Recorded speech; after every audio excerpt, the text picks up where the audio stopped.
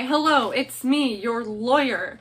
Yes, I am a lawyer. Now look, I'm aware, as we all are, that my video schedule is messed up and bad, and I don't know when any video is coming out. However, this video is going to continue to be relevant. I just have a feeling about that. So, contextually, I am filming this video in January 2022. The reason being, there's a ton of copyright stuff going on Twitch, and I believe there still will be for a while. Anyway, did I actually read fair use laws for this video? Yes, because I'm a lawyer. Do I regret it? Yeah.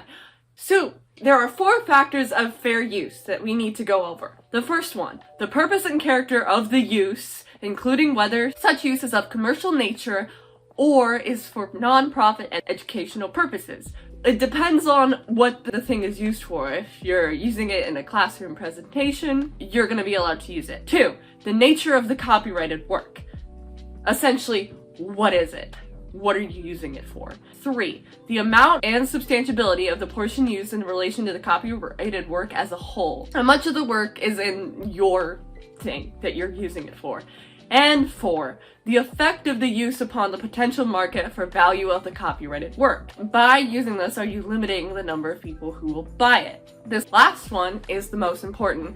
Basically, a review or an article is fine. Like, I'm quoting this article, and that's okay because of a few reasons. I'm crediting them in the bottom.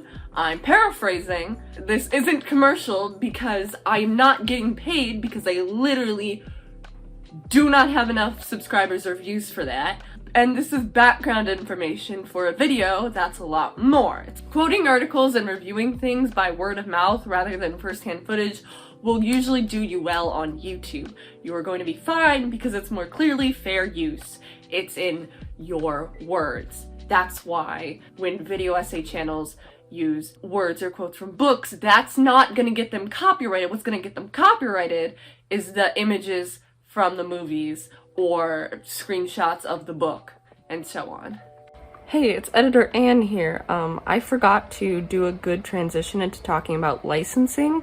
So this next portion is going to be me explaining how licensing works and why that's important when understanding copyright, because the things that I talked about beforehand are things that you can do for free or things that you can probably get away with on YouTube.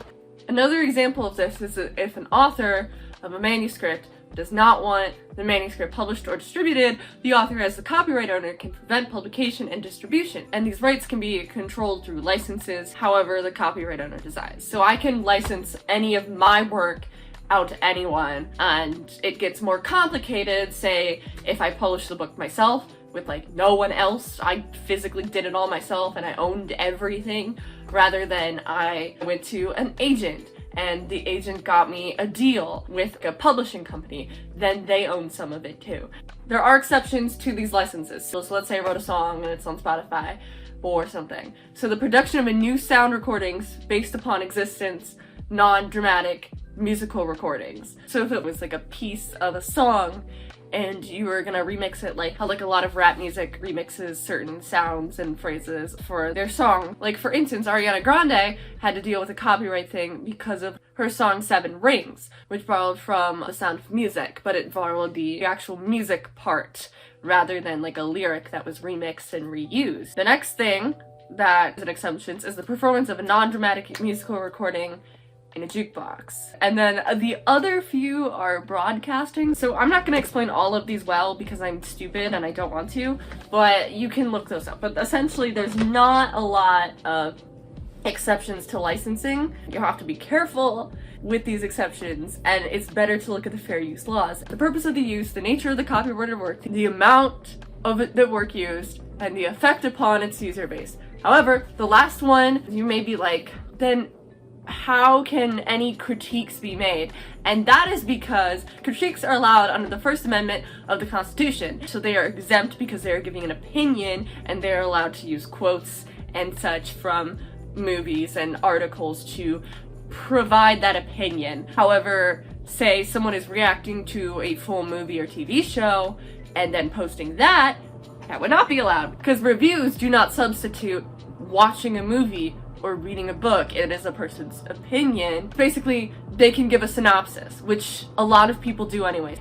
Anyways, I don't like fair use laws. I think they're a little stupid, because what really matters is if someone decides to press charges or make a claim, and then what's fair use and what isn't becomes muddled, especially for the video essayists I see on YouTube, because many of them have to put their content on Nebula because they can't put their full content on YouTube without getting unfairly copyrighted. And so there's things that are easier to get away with. If the person you are taking from is a smaller content creator and you put their art, music in your video, you're less likely to get copyrighted because they don't have a big company that will just click through and claim very quickly. If you put a copyrighted image in a video for a few seconds, especially to illustrate a point, you're probably not going to get copyrighted. A lot of people use pictures of celebrities or images or like stills from movies and TV. They're usually not going to get copyrighted because, again, it's for a few seconds. It probably doesn't take away anyone's experience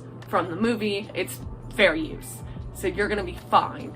Some people won't be fine though if you use an abundant amount. If you put a clip of a YouTube video from another YouTube channel into your video, you're gonna be fine. Same with most TikToks and Vines, it depends. For the most part, you're gonna be okay because that content is free on the internet, and also YouTubers are represented by YouTube and it'd just be weird, and also most people don't care. So that's why reacting to YouTube videos are usually fine and okay. Obviously, most of the things I listed are actually fair use, except for the top one. If you're a small artist and someone's using your art and your music, they're more likely to get away with it, and that's not fair use. The other things like copyrighted image for a few seconds and YouTube clips, those are fair use and those are fine things to do. However, this is YouTube. While I said you can get away with an image, you can't get away with anything else from that movie or video most of the time. Because the problem is if the artist you're taking from is big, and YouTube has pretty much learned that lesson. I did use copyright music in my video, hoping the clips were short enough and that I would be fine. But I'm not doing this for a living, so it doesn't really matter. I didn't get a copyright strike, it's demonetized, even though I wouldn't get any money anyways. One of my favorite channels, Polyphonic, has so many videos, and some you have to sync the music up yourself, which is honestly stupid because of how he plays the music in his videos, because after you watch one of those videos, I find myself wanting to listen to the songs. So rule number 4, does it impede on the market? No. Is it for journalism? Yes. The problem with all these things is YouTube itself always defers to the copyright holder, especially if it's a big company, in terms of fair use. So even if we do things that are fair use, either via journalism where people are making reviews of movies, music, and songs and they want to use little clips and not the full thing, or they're making video essays and they want to use the clips as sort of quotes. It's a lot easier with print journalism instead of video essays. However, this is different if you play short clips, like on Wednesdays We Were Pink. This is different with the amount of clip you show, but no one is showing full movies. A lot of the things that shouldn't be copyrighted do not use the full clip, do not use the full song, and do not affect the potential market value for the copyrighted work. A lot of YouTube content is blocked under fair use because it gets more money from big companies, so it's going to side with them. Big companies can claim videos, every kind of video, including movie reviews, commentaries, if they show too many clips, which I have watched movie reviews that talk about the whole movie before I've seen them, and I've never gotten the plot or felt like I watched the movie and got an accurate picture of it from a 20-minute YouTube commentary video. You can sing part of a song and worry about being copyrighted. This isn't new. We've all talked about the Adpocalypse before. The best tweet I saw was after the whole Pokemon got banned for watching Avatar. And it said, in 2007, Viacom sued Google for $1 billion over infringing content uploaded to YouTube. 15 years later, partnered streamers are watching full TV shows on Twitch with thousands of viewers. It's poking a beehive knowing it's going to sting anybody caught in a 100-mile radius. To rephrase, it's not fair.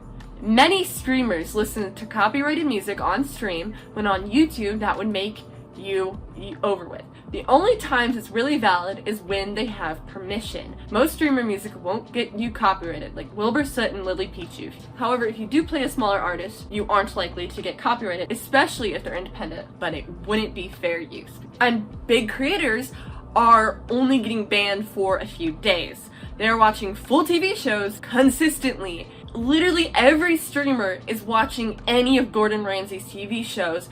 I'm not saying this is bad, this is disgusting, yada yada yada. Frankly, I only care so much because it's not allowed, and if a smaller creator did it, they just get banned outright. If they were watching small or independent projects, I don't think they would get in any trouble.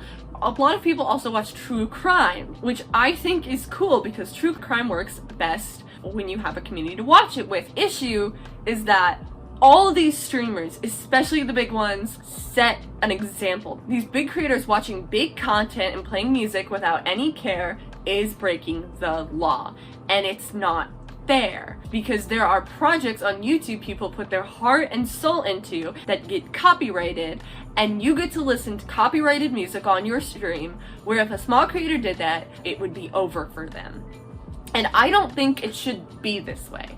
I think if a streamer listens to music on stream, if I like it, I'll go and listen to it. Nikki, who I watch frequently, credits who she's listening to so her audience can go look them up. And it's not the people who create the things that care. Some might be excited for it. Companies care.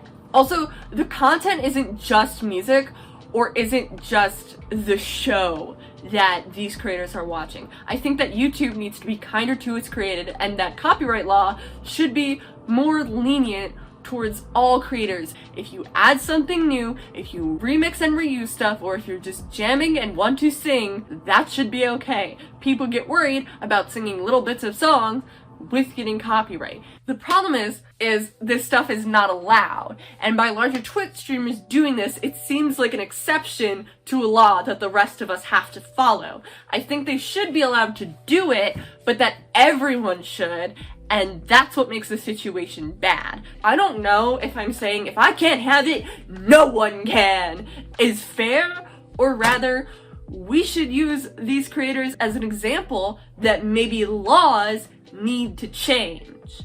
Anyway, that's the video.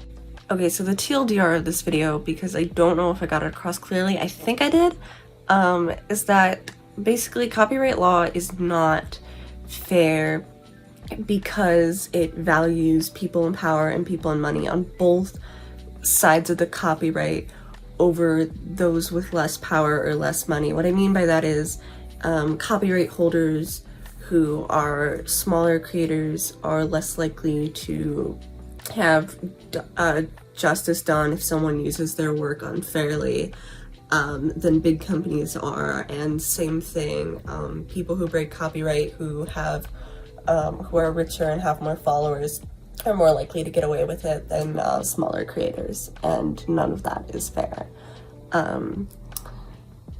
So the system, the law, or the way we deal out justice to the law needs to change. Anyways, thank you for watching. Not mad at any creators at all, by the way, because if I had the ability to do this, I probably would be too. I'm mad that there is an exception to the rule, and I'm mad with the way the rule works, because companies get to decide when the exception is made, not the people who create the thing. Gaming companies allow you to play all their stuff on stream, even though it's technically copyright, and with small creators, a lot of us acknowledge that that's how this happens. Anyway, that's the video. Don't know when it's going to be posted.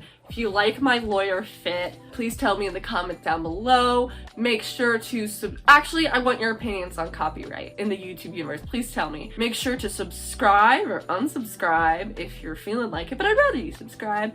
I want to get to 44. Okay, so the goal is 40 subscribers by the end of the year, but it would be really great to get to 50. I think that would be cool. Also, if you want to follow me on Twitch, it's witches_bathtub.